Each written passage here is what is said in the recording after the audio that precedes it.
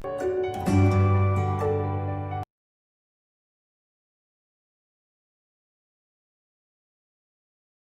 morning students. Welcome to the online classes of Trinity Memorial Senior Secondary School. Today we are again going to finish our first unit for English reader book. Okay, the name for the fourth section is Drop a Pebble in the Water.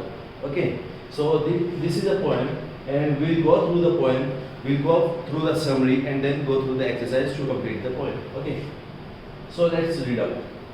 Drop a pebble in the water, just a splash and it is gone. But there's 100 ripples circling on and on and on, spreading from the center, flowing on out to the sea, and there is no way of telling where the end is going to be. Drop a pebble in the water, in a minute you forget, but there's little waves are flowing, and there's ripples circling yet. And those little waves are flowing to a great big wave have grown. You have disturbed a mighty river just by dropping in a storm.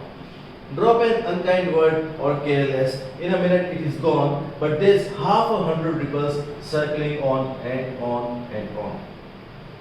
They keep spreading from the center as they go, and there is no way to stop them once you have started them to flow.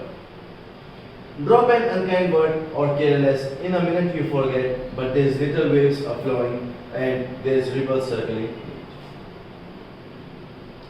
And perhaps in some sad heart, a mighty wave of tears you have cheered, and disturbed a life that was happy till you dropped that unkind word.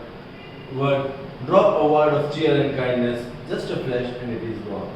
But there's 100 ripples circling on and on and on, bearing hope and joy and comfort on each dashing wave, till you wouldn't believe the volume of the one kind word you gave. Drop a word of cheer and kindness, in a minute you forget. But there's gladness still a swelling, and there's joy a circling yet.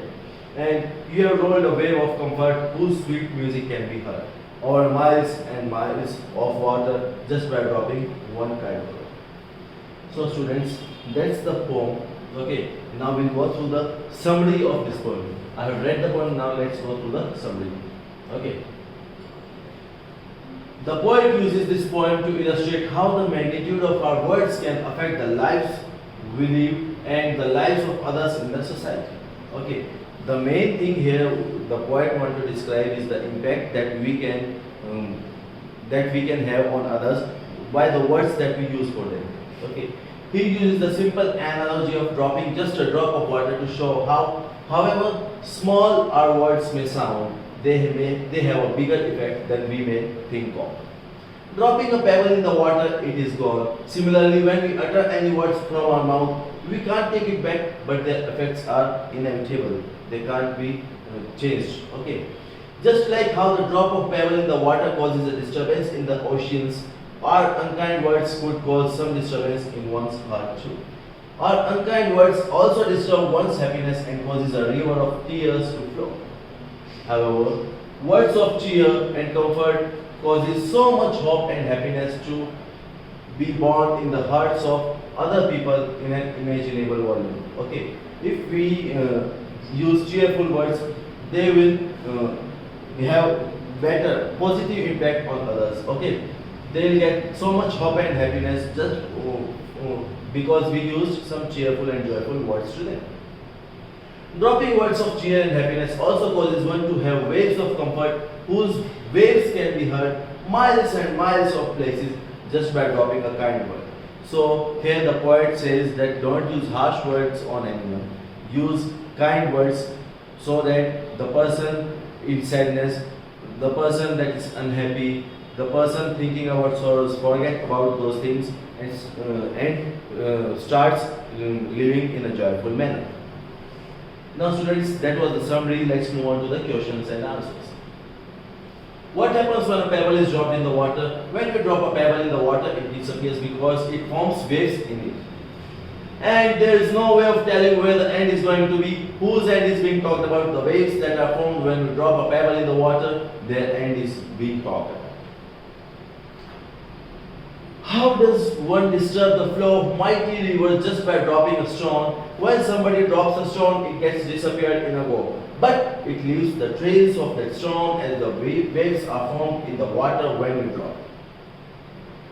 What happens when we say something unkind for someone? At that moment, after the word is said, it may get disappeared, but the trace of it, that is, I.e. here is, that is, the impact of that word used carelessly would last for a very long time.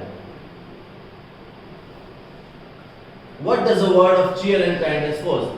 A word of cheer and kindness would change someone from being sad. The person would start feeling joyful, and as the time progresses, he or she would overcome the sadness he or she was feeling before due to some unkind word said to him or her.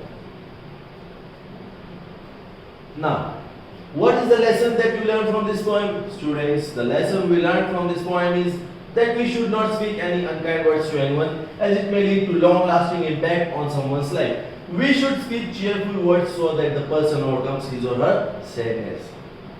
Now, how is the last para different from the first two? The first two para describe about the outcome of using harsh words or throwing a pebble in water, while the third one tells us about the impact that we can create on anyone who is sad just by using some cheerful words. So students, we have read the poem, we have gone through with the summary. Now we have also completed the exercise. Okay. So before leaving the video, like the video, subscribe to the channel. We'll meet you soon in the next video. Before that, share the channel too. Okay. Till then, take care. Have a nice day. Thank you.